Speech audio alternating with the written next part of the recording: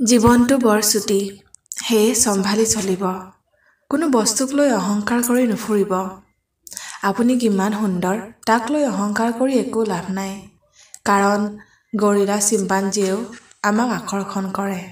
আমাৰ শৰীৰটো কিমান বিশাল বা মজবুত তাক লৈ গৰ্ব কৰাৰ কোনো প্ৰয়োজন নাই, কাৰণ মৃত্যুৰ পিছত আপুনি শ্মশানলৈ নিজেই যাব নোৱাৰে। আপুনি যিমানেই ওখ নহওক কিয়, তাতো একো গুৰুত্ব নাই, কাৰণ আপুনি আপোনাৰ আহিবলগা সময়ক বা ভৱিষ্যতক কেতিয়াও জুমি চাব নোৱাৰে। আপুনি কিমান বগা বা আপোনাৰ ছাল কিমান মিহি তাক লৈ গৰ্ব কৰাৰ কোনো গুৰুত্ব নাই, কাৰণ আন্ধাৰ হ'লে নিজকে চাবলৈ হ'লেও পোহৰৰ প্ৰয়োজন হ'বই।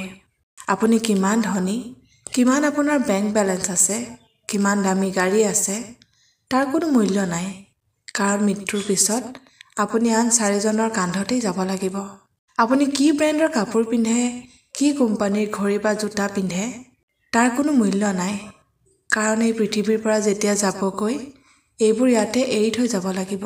আপোনাৰ কিমান মাটি বাৰী আছে তাক লৈ গৰ্ব কৰিও একো লাভ নাই, কাৰণ আপোনাক জ্বলোৱাৰ সময়ত বা আপোনাক কবৰ দিবলৈ যিকণ মাটিৰ দৰকাৰ হ'ব সেইকণ নিৰ্দিষ্ট এটা জোখৰহে হ'ব। আপুনি কোন জাতিৰ, কোন ধৰ্মৰ, কোন সম্প্ৰদায়ৰ, সেইবোৰত লাগি ভাগি থকাৰ একো প্ৰয়োজন নাই, কাৰণ জীৱনত কেতিয়াবা এনে সময় আহে আমাৰ আপোনবোৰ কাষৰ পৰা হেৰাই যায় আৰু আঁতৰজনেহে আহি তুলি ধৰেহি। এবাৰ ব্লাড বেংকত গৈ চাব, কি জাতিৰ, কি ধৰ্মৰ তেজ তাত আদান প্ৰদান হয় বুজিব পাৰিব। সেয়ে জীয়াই থকাৰ কালত এনে কাম কৰক যাতে আপোনাক কান্ধত তুলি নিবলৈ, আপোনাক শেষবাৰ চাবলৈ মানুহৰ হেতা ওপৰা লাগে। আপোনাৰ অনুপস্থিতিতো আপোনাৰ কথা, আপোনাৰ কৰ্মই আৰু 10জনক উৎসাহ দিয়ে। যিসকল লোক প্ৰকৃত সুখী সেইসকলে আনক দেখুৱাবলৈ একো কাম নকৰে, সদায় প্ৰয়োজনীয় কথাকেইটা কয়, প্ৰতিদিনে কিবা নহয় কিবা এটা শিকিবলৈ সম্পূৰ্ণ চেষ্টা কৰে, আনক সহায় কৰিবলৈ সদায় প্ৰস্তুত থাকে, সদায় হাঁহি থাকে, বাজে কথাবোৰক আওকাণ কৰে। এজন সফল ব্যক্তি হ'বলৈ আপুনি কি কি এৰিব লাগিব? আপোনাৰ যদি অত্যাধিক টোপনি আহে তাক এৰিব লাগিব, খং এৰিব লাগিব, এলাহক এৰিব লাগিব, অত্যাধিক মনোৰঞ্জন কৰাটো বাদ দিব লাগিব, পাৰ্টি কৰাটো ত্যাগ কৰিব লাগিব, নেতিবাচক চিন্তা কৰাটো এৰিব লাগিব। এটা কথা সদায় মনত ৰাখিব, নিজকে যদি জীয়াই ৰাখিব বিচাৰে তেনেহ'লে ভুলটোৰ বিৰোধিতা কৰিবলৈ শিকক, কাৰণ পানীৰ সোঁতত মাথো মৃত শৰীৰটোহে বৈ যায়। সাঁতুৰিব জনাজন সোঁতৰ বিপৰীতে আগবাঢ়ি যাব পাৰে। প্ৰকৃত শক্তিশালী ব্যক্তি আচলতে কোনজন?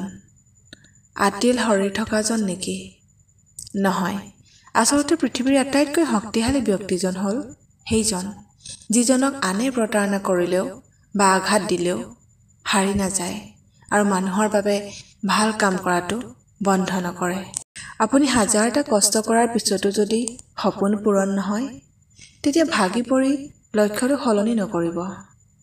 আপুনি আগবঢ়াৰ পথ সলনি কৰক, কাৰণ গছ এজোপাই নিজকে ৰূপ দিবলৈ শিপাক সলনি নকৰে, মাথো পাত সলনি কৰে।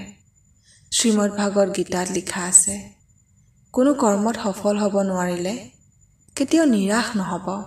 এটা কথা মনত জুকিয়াব যে আপোনাৰ বৰ্তমানৰ সময়খিনিহে দুৰ্বল, আপুনি দুৰ্বল কোনো কাৰণতে নহয়।